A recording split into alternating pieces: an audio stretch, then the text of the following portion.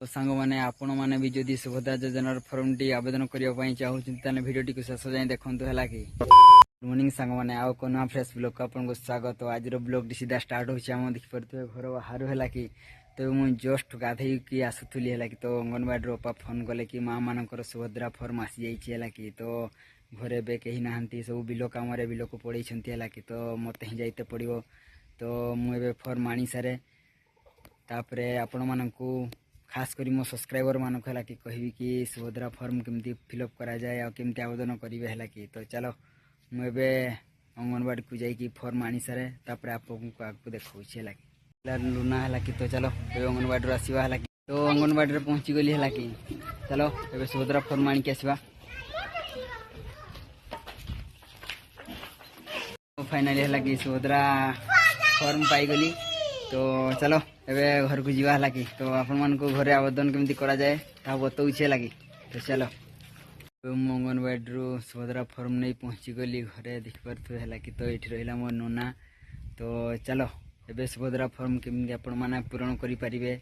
ता आपन को बताऊे लगी तो सांग मैंने देखिपे ये हूँ माँ मानकर सुभद्रा योजनार फॉर्म टी है कि तो देखिपे फॉर्म टी किसी परिका अच्छी है कि तो आमर फॉर्म टी को 3 भाग विभक्त कर भाग नंबर क इपटे अच्छे आमर भाग नंबर ख एवं भाग नंबर ग है कि तो देखिपे भिडियोटी को संपूर्ण भाव में देखु आपण मैंने बुझीपारे है कि तो चलतु भिडियो को स्टार्ट करवा। प्रथमे देखिपे आमर अच्छी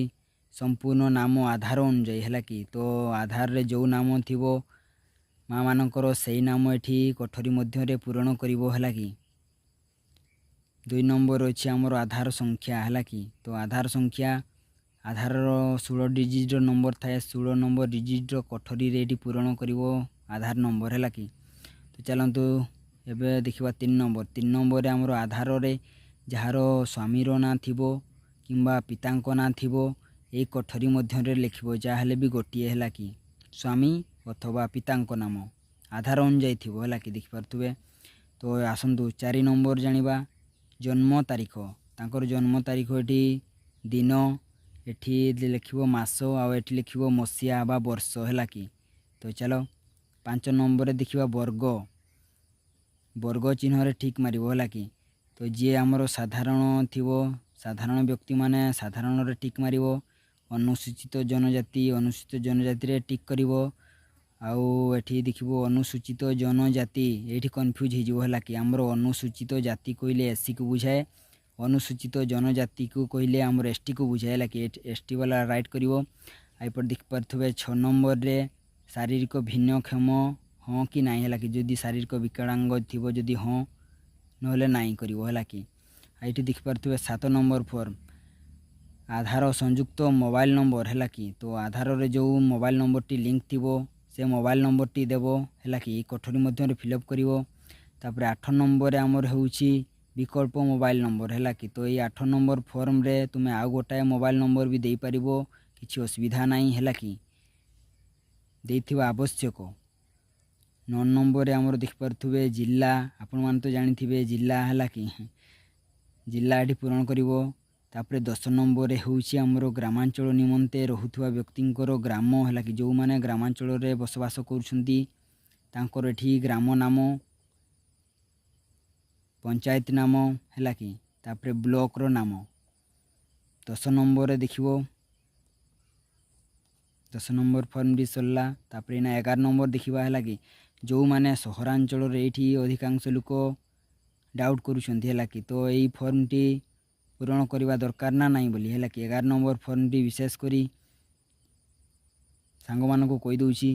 सहरांचल रे जो माने बसवास करुथुबे एठी वार्ड नंबर लिखिबो अर्बन लोकालिटी बॉडी लिखिबो आउ सहर नगर लिखिबो है कि नहले तो 10 नंबर फॉर्म रे हमरो ग्रामांचल रे जो माने रहुचंती सेही फॉर्म टी एठी पूरण करिवो एटा पूरण न कले भी चलिबो है कि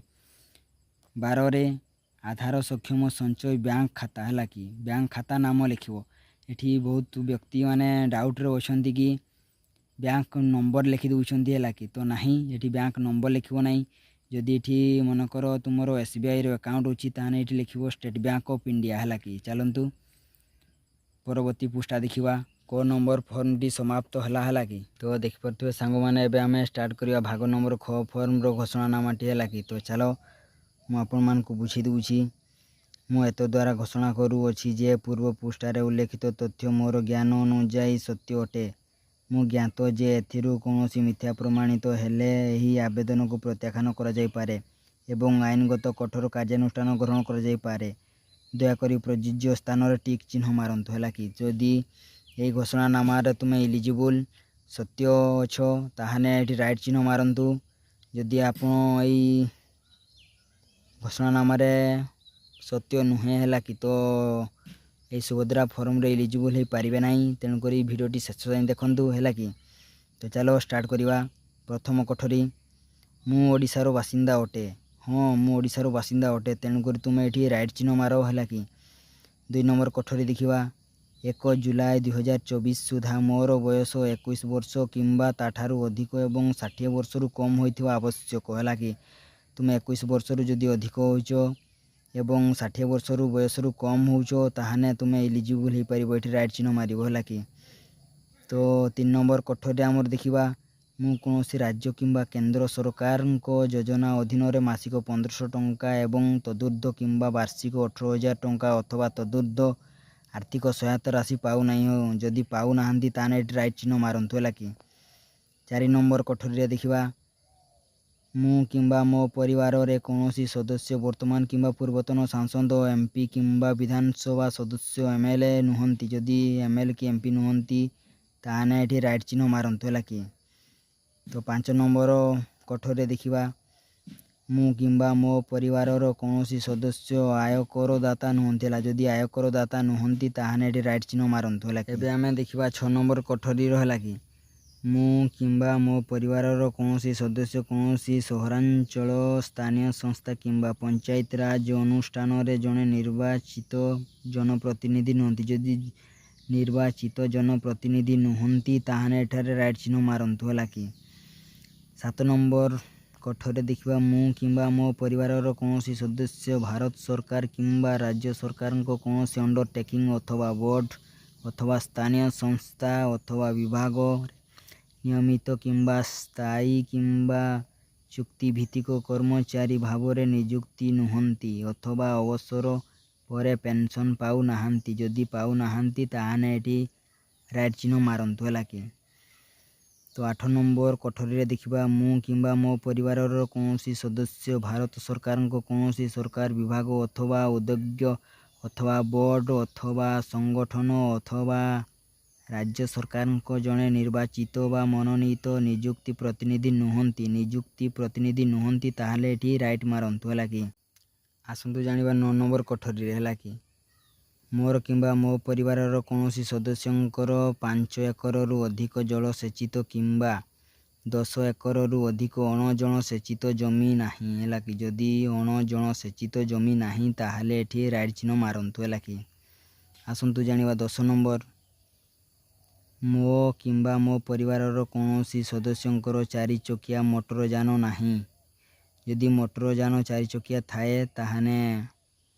तुम्हें इलिजिबल हो पार ना जदि नहीं ताहले एठी राइट चिन्ह मारंतु है कि। चलतु जानिबा 11 नंबर कोठरी मो परिवार वार्षिक आय 2 लाख टंका रु कम होइथिबो हेले इलिजिबल हो पारिबे है कि नहले हो पारिबे नहीं। टोटाल एठी जेतिकी घोषणानामा अच्छी जदि आपण माने सत्य कहीकि राइट देउछंती है कि तो इलिजिबल हो पारिबे नचेत तो कटि जाई पारंती है कि। तो चलो एबे देखिबा हमर भाग नंबर गो। तो एठी किछि नाही घोषणानामाटी आपण माने पढ़ी देबे खाली एठी रहिबो हमर आवेदनकारी को दस्तखत तापरे जो दिन अप्लाई करिवे सेई दिन तारीख है कि। तो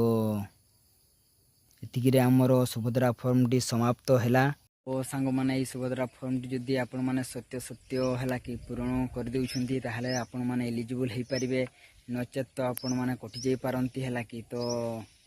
ध्यान सहकारे पूरा फॉर्म फिलअप करंतु।